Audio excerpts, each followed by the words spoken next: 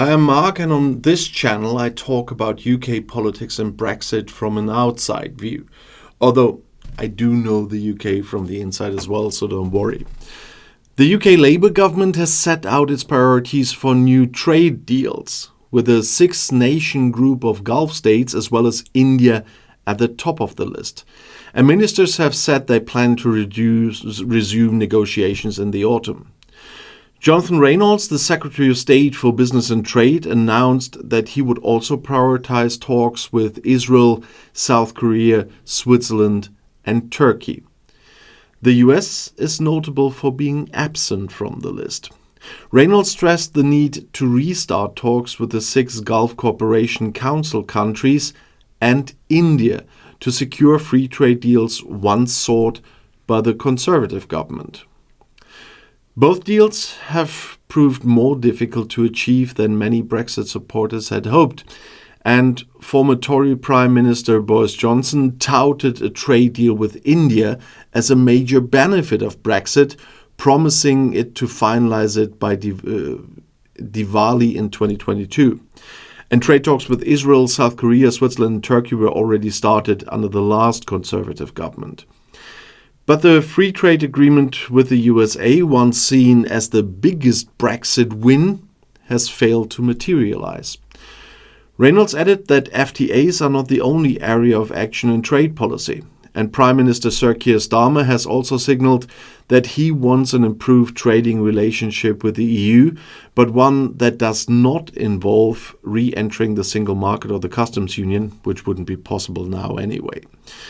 The minister explained that the government wants to publish a trade strategy that is consistent with its industrial strategy and supports economic security and carbon neutrality goals. International trade is essential to ensuring a strong domestic economy, is what Reynolds said. I have wasted no time in assessing progress and preparing for trade talks with our international partners. From the Gulf to India, our trade program is ambitious and aims to give British businesses access to the world's most exciting economies, he said. And Reynolds hopes UK negotiators can work with their counterparts by the autumn. The government claims a trade deal with the GCC would present a significant economic opportunity, with around £19 billion invested in their respective economies by a long time coming. And talks on an FTA with the six GCC states, Bahrain, Kuwait, Oman, Qatar, Saudi Arabia and the United Arab Emirates, began under the Tory government in 2022.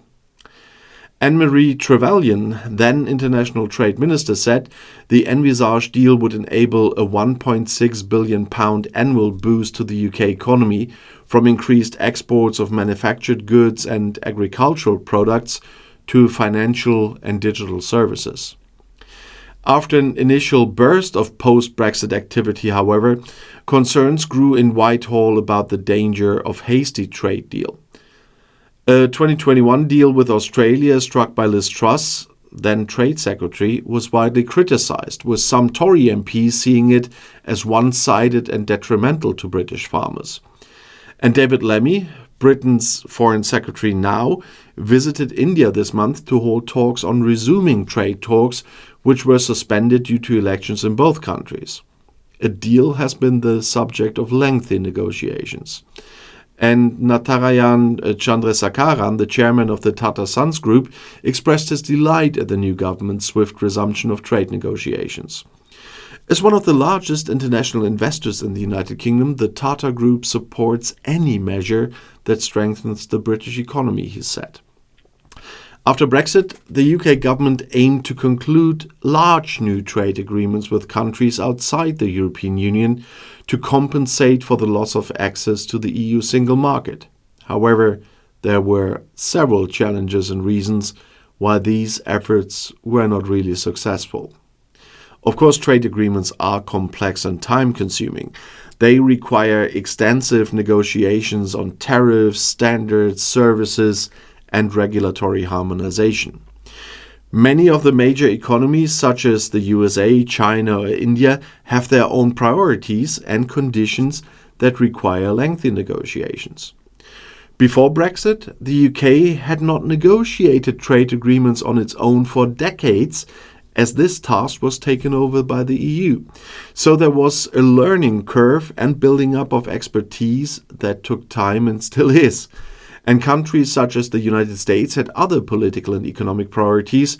For example, under the Trump administration, America first was at the forefront, leading to protectionist measures and less willingness to conclude comprehensive trade agreements. And Britain is not top of the list at all. And many countries were concerned about the regulatory divergence between the UK and the EU. Differences in standards and regulations could potentially represent trade barriers that needed to be resolved. The political uncertainties and internal tensions within the UK after Brexit, including discussions about the future of Scotland and Northern Ireland, have also affected confidence in the stability of the UK as a trading partner. Of course, the COVID-19 pandemic has slowed global trade negotiations and shifted the priorities of many governments as the focus has shifted to tackling the health crisis at the time. Negotiations with the United States have proven particularly difficult. Issues such as agricultural products, regulatory standards, and healthcare, for example, the medicine prices, have been contentious issues. And despite intensive discussions, no comprehensive free trade agreement has been concluded. And negotiations with India have also been challenging. Issues such as immigration policy and visa-free travel for Indian workers have been at the heart of discussions. Yet Brexiteers would love millions of Indians in Britain. A comprehensive trade agreement could not be concluded with India, although smaller sectoral agreements have been made. As I said, trade agreements have been concluded with Australia, but also with New Zealand, but these have been relatively limited in scope and economic benefits compared to trade with the EU. The failure to conclude major new trade deals after Brexit was due to a combination of internal and external challenges.